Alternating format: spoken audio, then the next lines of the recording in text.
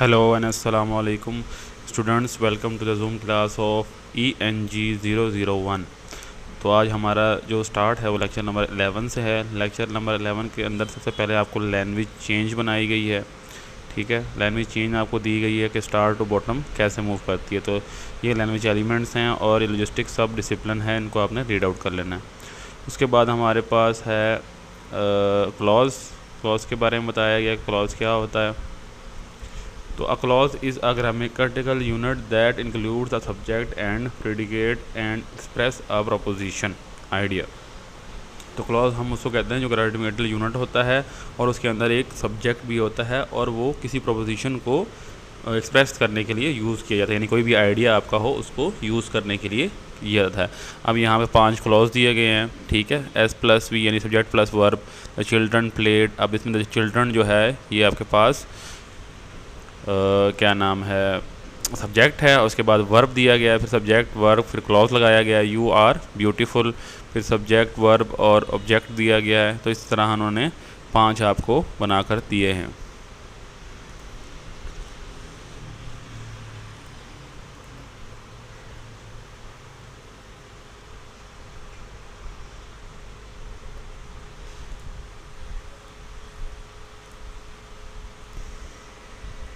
अच्छा जी, हम क्लॉज के बारे में बात कर रहे थे। रिपीट करता हूँ मैं आपको कि क्लॉज एक ग्रामेटिकल यूनिट होता है जिसके अंदर हम सब्जेक्ट को भी यूज़ करते हैं और कोई ना कोई आइडिया को हम अपने एक्सप्रेस करते हैं।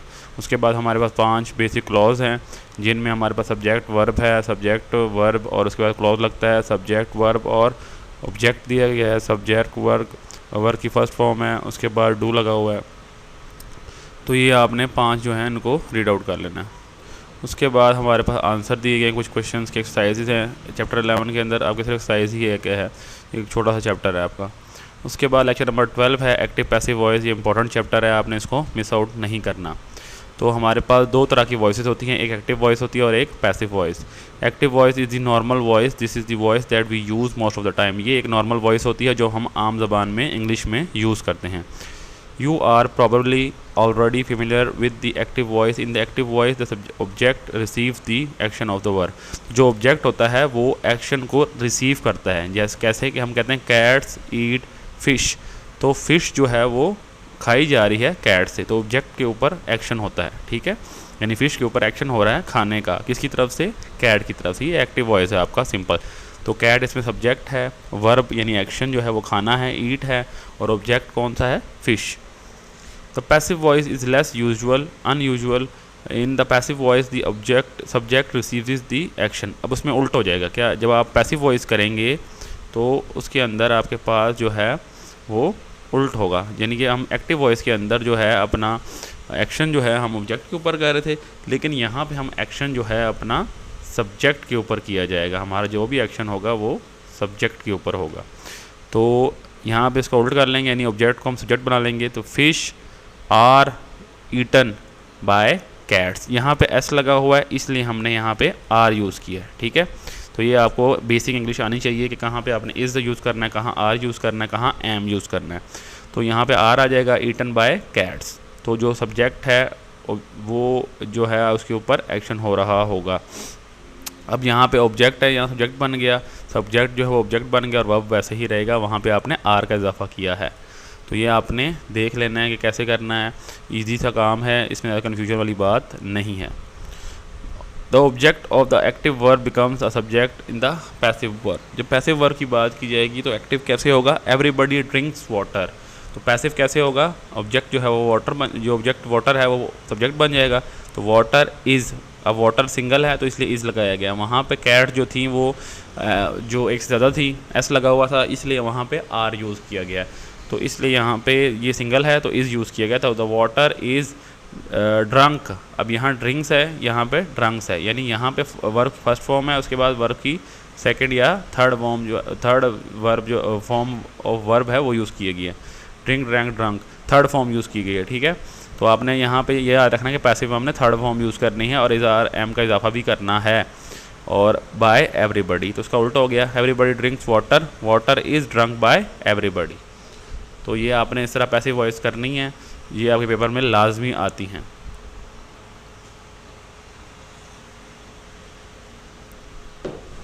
अच्छा जी, उसके बाद एक्टिव टेंसेस हैं, ठीक है। सिंपल प्रेजेंट टेंस है, उसमें आपके पास जो है आई हेयर यू आ गया, हेयर्स कम द बस, तो इनको आपने देख लेना है, पढ़ लेना है। एक्टिव वॉइसेस दी गई हैं, सिंपल प्रेजेंट टेंस है, प्रेजेंट प्रोग्रेस है जिसमें प्रोग्रेसिंग यानी कि I am playing soccer now, जो अभी हो रहा होगा, प्रोग्रेसिव यानी कि काम हो रहा होगा, वो प्रोग्रेसिव में आता है, जैसे कॉन्टिन्यूस टेंस में होता है।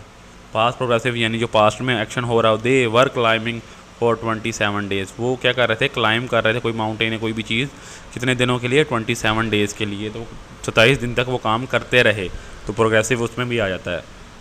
उसके बाद फ्यूचर है, फ्यूचर टेंस यानी कि उसमें यहाँ विल लग जाए या शैल लग जाए। उसके बाद है आपका प्रेजेंट परफेक्ट टेंस, जो काम हो जाता है, he has lived here for many years, यहाँ वो रह चुका है काफ़ी दिनों के लिए। फिर उसके बाद उसका नेगेटिव बना सकते हैं, इंटरोगेटिव बना सकते हैं आप।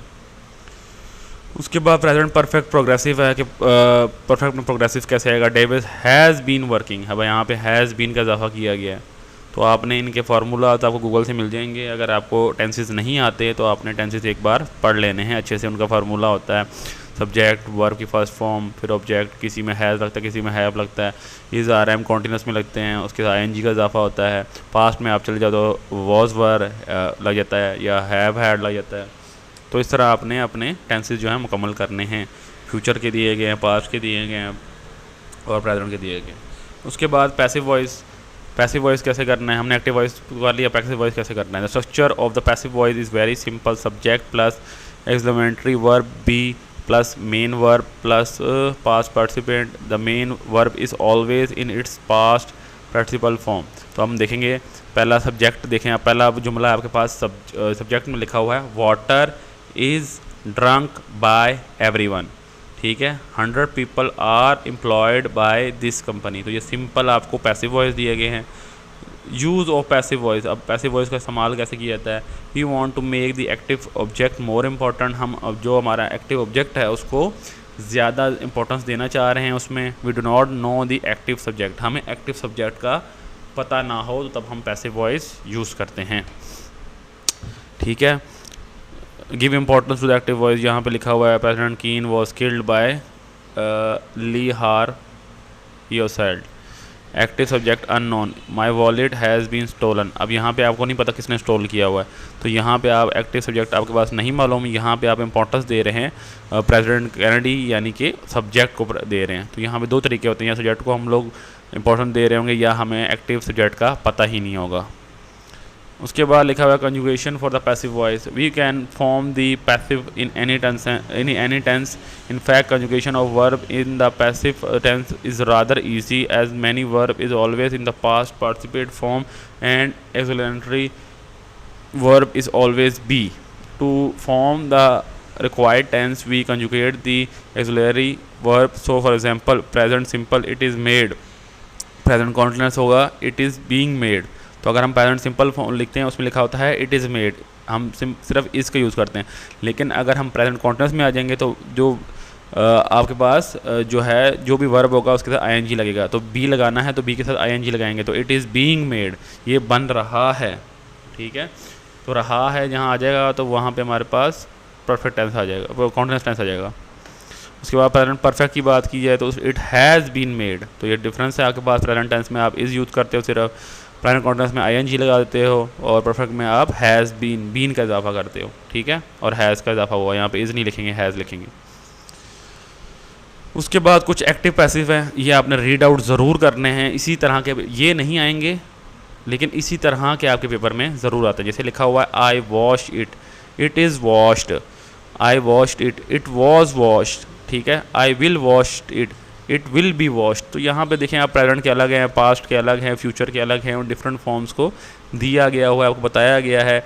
सिंपल है, फिर कॉन्टीन्यूस है, फिर परफेक्ट है, फिर परफेक्ट कॉन्टीन्यूस टेंस है, तो उनके डिफरेंट एक्टिव वॉइस आपके पास मौजूद है। आपने रीड आउट कर लेना है इनको, और आपने इसकी तैयारी ज़रूर करनी है कि कैसे हमने जो है पास्ट में इज़ लगाना है, वो पास्ट में नहीं प्रेजेंट में इज़ लगाना है, पास्ट में वॉज लगाना है, फ्यूचर में विल भी लगाना है, कंडीशनल आ जाए तो वुड भी लगेगा, प्रेजेंट होगा तो बीइंग लगाएंगे, ठीक है। कॉन्टिन्यूस का अलग है, सिंपल का अलग है, परफेक्ट सिंपल का अलग है, परफेक्ट कॉन्टिन्यूस का अलग है, ठीक है। तो आपने पेपर के लिहाज से इसको ज़रूर करना है, छोड़ना बिल्कुल भी नहीं है इसको।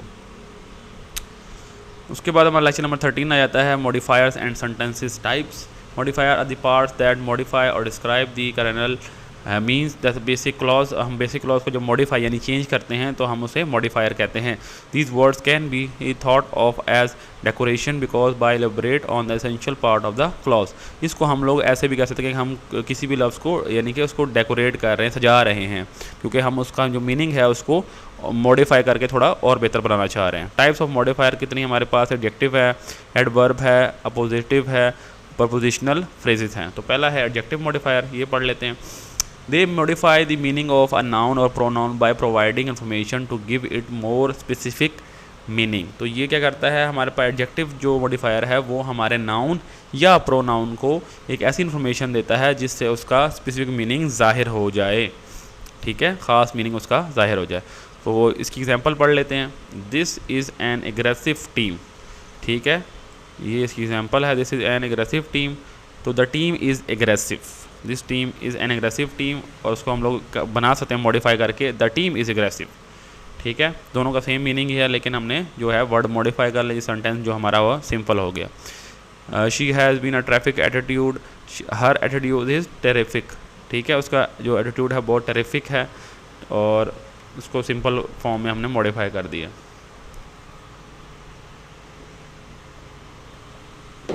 उसके बाद है एडवर्ब मॉडिफायर। एडवर्ब में हम कैसे मॉडिफाई करते हैं? वर्ब की सेकंड फॉर्म एडवर्ब भी होती है। द मॉडिफाई वर्ब्स और give more meaning to verbs, they can appear almost anywhere in sentence, all the bold types are adverb modifier. तो यहाँ पे एडवर्ब मॉडिफायर को हाईलाइट किया गया है। They sucked their thumbs loudly, adverb of manner है यहाँ पे। I tiptoed quietly into the corridor, eventually we learned the truth। तो ये जितने भी वर्ड हैं ये हमारे पास एडवर्ब मॉडिफायर्स ही हैं। उसके बाद है appositive modifier. They are noun phrases that follow and describe other nouns. ये एक ऐसे नाउन होते हैं जो दूसरे नाउन को जाहिर करते हैं। All the bold types are, यहाँ पे भी एग्जाम्पल आप पढ़ सकते हैं, जैसे लिखा हुआ है children intelligent and strong looked after her parents. The woman casually at first planted these seeds under a thin layer of reddish dirt। ये सब कुछ एग्जाम्पल्स हैं आपको। उसके बाद है prepositional modifier. They are directional और relationship words, all the bold types are prepositional modifier.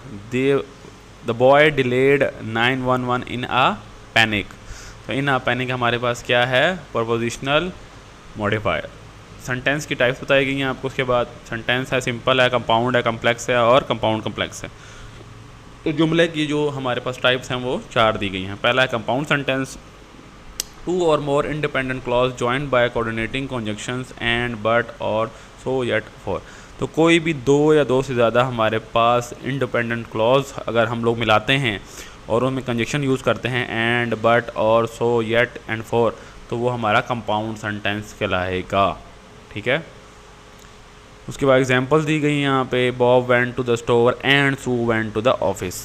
जो बॉब है वो स्टोर पर गया, और जो और है आपने यूज़ किया, कंजक्शन यूज़ की यहाँ पे, कि सुई जो है वो ऑफिस गई। तो 2 आपने नाउन को आपस में मिलाया, क्लॉज को मिला दिया। उसके बाद है हमारे पास 1 इंडिपेंडेंट क्लॉज विद 1 और मोर सब कोऑर्डिनेट क्लॉजेज जॉइंड बाय सब कोऑर्डिनेटर्स। सब कोऑर्डिनेटर्स के ज़रिए हम 2 इंडिपेंडेंट क्लॉज को जब मिलाते हैं तो हमारा वो सेंटेंस कंप्लेक्स सेंटेंस मिल जाता है, ठीक है। अब इसकी एग्जांपल दी गई है यहाँ पे, देखो। If you scatter thorns don't go barefoot. 1 subordinate clause is being with a subordinator if and join the 1 independent clause because subordinate the problem provide difficult they decided to for a committee। अब ये 2 sentences हैं यहाँ पे। अब यहाँ पे लिखा हुआ द प्रॉब्लम प्रोवाइड डिफ़िकल्टी, जो प्रॉब्लम है वो मुश्किल पैदा करता है। They decided to form a committee. तो जो प्रॉब्लम है उसकी वजह से जो है मुश्किलात आ रही हैं, तो उन्होंने क्या डिसाइड किया कि हम एक कमेटी बना लेते हैं। अब यहाँ पे जो बिकॉज है वो सब कोऑर्डिनेट होगा, ठीक है। The proposal that were road was captured, ये सब कोऑर्डिनेट हो गया। तो ये आपके पास पहला जो है वो independent clause, second independent clause उसकी वजह से बना, ठीक है। तो सब कोऑर्डिनेट बनाया गया। तो पहला सेंटेंस आपका कोऑर्डिनेट हो गया, दूसरा जो सेंटेंस है आपका सब कोऑर्डिनेट हो गया, क्योंकि उसकी वजह से कमेटी बना रहे हैं, क्योंकि प्रॉब्लम आ रही है। और जो बिकॉज है वो सब कोऑर्डिनेटर है, ठीक है, ये वर्ड है कोऑर्डिनेटर, ये सब कोऑर्डिनेटर और ये कोऑर्डिनेटर और ये सब कोऑर्डिनेटर, आपके पास सेकंड जुमला आ गया। Important sub coordinators to make complex sentences, अब हमारे पास है टाइम है, प्लेस है, कॉज है, कंडीशन है, ये हमारे पास सब कोऑर्डिनेटर्स हैं जिनकी वजह से आप सब कोऑर्डिनेटर जुमले बना सकते हैं। ठीक है, टाइम में विन, वाइल, सिंस आ जाएगा, प्लेस में वेयर आ जाएगा, इस तरह के लफ्ज़ जहाँ भी आएँ तो वो हमारे सब कोऑर्डिनेट क्लॉज को बना लेते हैं। उसके बाद है compound complex, at least 2 independent clauses and at least 1 subordinate clause. जहाँ पे आपके पास 2 इंडिपेंडेंट क्लॉज हों और एक सब कोऑर्डिनेट क्लॉज आ जाए, वहाँ पे हम कहेंगे ये कंपाउंड कम्प्लेक्स है। Tell me what you eat, बताओ मुझे तुमने क्या खाया। I will tell you what you are. ठीक है, तो अगर तुम जो खा रहे हो मुझे बता दो तो मैं तुम्हें बताऊँगा कि तुम कौन हो या तुम क्या हो। ठीक है, तो यहाँ पे the proposal that we road is accepted and we start the project. तो यहाँ पे आपके पास ये जो पहला वर्ड है दैट, ये सब कोऑर्डिनेटर हो गया और एंड आपने कंजक्शन यूज़ किया, तो इसकी वजह से ये हमारा कंपाउंड कम्प्लेक्स बन गया, क्योंकि आपने एक क्लॉज यूज़ किया और आपने एक सब कोऑर्डिनेट यूज़ किया। तो अगर हम ये यूज़ करेंगे तो हमारे पास कंपाउंड कम्प्लेक्स सेंटेंस मौजूद होगा। उसके बाद हमारे पास लेक्चर नंबर 14 है रिपोर्टेड स्पीच, डायरेक्ट और इनडायरेक्ट। ये भी आपके पेपर में काफ़ी आ जाता है, काफ़ी बार आया हुआ है, तो इसको भी आपने मिस आउट बिल्कुल भी नहीं करना। इनडायरेक्ट स्पीच लिखा हुआ है, डायरेक्ट स्पीच लिखा हुआ है। The speaker said when the inquiry was set up by last year the government was promoted by both nations and local motivates. ये डायरेक्ट स्पीच है और इनडायरेक्ट स्पीच है, इसी को बनाया गया उन्होंने। The speaker said that when the inquiry had been set up in the preceding year the government had been promoted by but national and local motivates। तो आप देख सकते हैं कि डायरेक्ट स्पीच कैसे है और इनडायरेक्ट स्पीच कैसे है। Indirect speech also refers to report speech. हम रिपोर्टेड स्पीच यानी रिपोर्टेड जो स्पीच होती है उसको हम इनडायरेक्ट स्पीच भी कहते हैं। Refers to a sentence reporting what someone has said, ये आपको ये बताता है कि किसी ने क्या कहा है। ठीक है, it is almost always used in the spoken English. इसको हम लोग हमेशा जो है अपने इंग्लिश में बोलने के लिए यूज़ करते हैं। If the reporting verb said is the past the reported clause will be in the past. अगर हम लोग जो बात कर रहे हैं वो पास्ट में है तो हमारा जो पूरा का पूरा स्पीच है वो भी पास्ट में होगी। This form is usually 1 step back into the past from the original. तो ये ओरिजिनल से एक कदम पीछे होती है हमेशा। For example he said that the test was difficult, उसने कहा कि टेस्ट जो है वो मुश्किल था। ठीक है, if simple present perfect for the future is use reporting verb says the tense is written. For example he says the test is difficult. अब वहाँ पे उसने पास्ट में बताया तो उसने हमने जो सेकंड फॉर्म यूज़ की वो पास्ट में, यानी कि उसने कहा टेस्ट वॉज लगाया आपने तो वो पास्ट में हो गया। लेकिन अगर हम कहते हैं ही सेज, एस लगाते हैं, सेड नहीं कहा हमने, उसने कहा था नहीं लगाया हमने। ठीक है, सिर्फ हमने ये लिखा कि उसने कहा कि टेस्ट मुश्किल है। ठीक है, तो he says the test is difficult. तो यहाँ पे अगर आप देखें तो ये आपने वॉज का यूज़ किया क्योंकि आपने पहले जो है वो सेड का बोला, यानी वो पास्ट में आप चले गए। तो पास्ट में जाएंगे तो पास्ट का लिखेंगे, और अगर आप प्रेजेंट में रहते हुए बात कर रहे हैं तो आप इज़ लगाएंगे क्योंकि आपने प्रेजेंट में बात की। ठीक है, तो इसी तरह आपने जुमलों को देख लेना है कि डायरेक्ट में कैसे होता है, इनडायरेक्ट में कैसे होता है, पास्ट में कैसे बात करनी है और प्रेजेंट में कैसे बात करनी है। पिछले पास्ट के बारे में एक स्टेप पीछे जाते हैं, लेकिन आप जो यूज़ करते हैं चीज़ें वो प्रेजेंट की होती हैं। अच्छा जी, उसके बाद rule changing indirect into direct. अगर आपके पास ये जो रूल आ गए हैं, ये रूल होना पता आपको लाजमी है। प्रोनाउन चेंजेस क्या क्या होती हैं। First person pronoun according to the subject, second pronoun person pronouncing according to object. तो पहला जो बंदा है वो बात, अगर पहले बंदे की बात की जाए तो हम सब्जेक्ट लेंगे उसको, अगर दूसरे बंदे की बात की जाए तो हम ऑब्जेक्ट लेंगे, और थर्ड पर्सन प्रोनाउन अगर होगा तो कोई भी चेंज नहीं आएगा। अब फर्स्ट पर्सन क्या होता है, सेकंड पर्सन क्या होता है, तो मैं बताता हूँ आपको। अगर हम फर्स्ट पर्सन की बात करें सब्जेक्ट प्रोनाउन में तो हम आई लगाएंगे। अगर हम पोजेसिव प्रोनाउन यानी फर्स्ट पर्सन की बात करेंगे, आई की जगह हम एम लगा देंगे। और अगर हम ऑब्जेक्ट प्रोनाउन फर्स्ट पर्सन की बात करेंगे तो हम आई की जगह मी लगा देंगे, वी की जगह अवर, अस, यू की जगह योर, यू, ही की जगह हिज और हिम लगा देंगे, शी की जगह हर आ जाएगा, इट की जगह इट्स और इट आ जाएगा, दे की जगह देयर और देम आ जाएगा। अब जैसे हम एग्जाम्पल दी गई, he said I like you, he told me that he liked me. अब उसने कहा कि मैं आपको लाइक करता हूँ। अब लिखा हुआ ही टोल्ड मी, उसने मुझे बताया कि वो आपको लाइक करता है, उसने मुझे बताया कि वो मुझे लाइक करता है। ठीक है, तो इस तरह आपने इनको चेंज करना। He said I will accept your offer, उसने कहा कि मैं तुम्हारी ऑफ़र को कबूल करूँगा। He told me that he would accept my offer, उसने मुझे बताया कि वो मेरी ऑफ़र को कबूल कर लेगा। तो इस तरह आपने इनको चेंज करना है। ठीक है, डायरेक्ट से इनडायरेक्ट में। उसके बाद आपको एडवर्ब की दी गई हैं, वर्ब की चेंजेस बताई गई हैं, ये आपने रीड आउट कर लेनी ताकि आपको चेंजेस का पता हो कि आपने किसकी जगह क्या लगाना है। जैसे यहाँ पे लिखा हुआ इज़ सीन, तो आपकी जगह वॉज सीन लगाएंगे, हैज़ सीन हैड सीन लगाएंगे, शैल विल की जगह शुड और वुड लगाएंगे, बी की जगह वर लगाएंगे, कैन की जगह वुड कुड लगाएंगे, मे की जगह माइट लगाएंगे। तो इस तरह आपने इन चीज़ों को याद रखना है और आपने इनकी प्रैक्टिस ज़रूर करनी है। उसके बाद हमें इनडायरेक्ट क्वेश्चंस दिए गए हैं। इनडायरेक्ट क्वेश्चन कैसे होते हैं? When reporting questions it is specially important to pay attention to the sentence order, हमें सेंटेंस का ऑर्डर देखना चाहिए सबसे पहले। व्हेन रिपोर्टिंग सेज यस और no question connect the reported using if. When reporting question using question words why where use the question word, तो जब आपके पास अगर वो येस और नो क्वेश्चन यूज़ कर रहा है तो आप इफ़ का इस्तेमाल करेंगे, अगर वो वाई वर व्हेन का इस्तेमाल करेगा तो आप क्वेश्चन के वर्ड्स को यूज़ करेंगे। For example, she asked do you want to come with me, उसने पूछा क्या तुम मेरे साथ आना चाहते हो। बिकम्स शी आस्क्ड मी, यहाँ से हमने बनाया इसको indirect. She asked me if I wanted to come with her. ठीक है, शी की जगह आपने हर लगा दिए यहाँ पे। If I wanted, do you wanted की जगह आई लग गया। तो इस तरह आपने इनको चेंज करना है। ठीक है, she asked me, she asked me. ठीक है, उसके बाद लिखा हुआ I wanted to come with her, तो उसने मुझे बताया, उसने मुझसे पूछा क्या मैं उसके साथ आ सकता हूँ। तो इस तरह आपने इनको चेंज करना है। यहाँ क्वेश्चन भी पूछा गया, will he comes, becomes he asked would he come. उसने पहले बताया कि विल ही कम, क्या वो आएगा, तो आपने बोला ही आस्क्ड मी, उसने मुझसे पूछा वुड ही कम, क्या वो आएगा। तो आपने इस तरह डायरेक्ट को इनडायरेक्ट में चेंज करना है। डायरेक्ट कमांड क्या है? Give all the help you can, becomes he asked they that they give all the help they could, or he asked to give all the help they could, or let them give all the help they could। ठीक है, तो desire कैसे होगा? Hurrah we have won the match, यहाँ पे आपका जो है इमोशन जो है अटैच हो जाएंगे। सैड हो गए आप, या शौक हैं, या आप बहुत खुश हैं, तो वहाँ पे हम एक्सक्लेम करते हैं उस चीज़ को।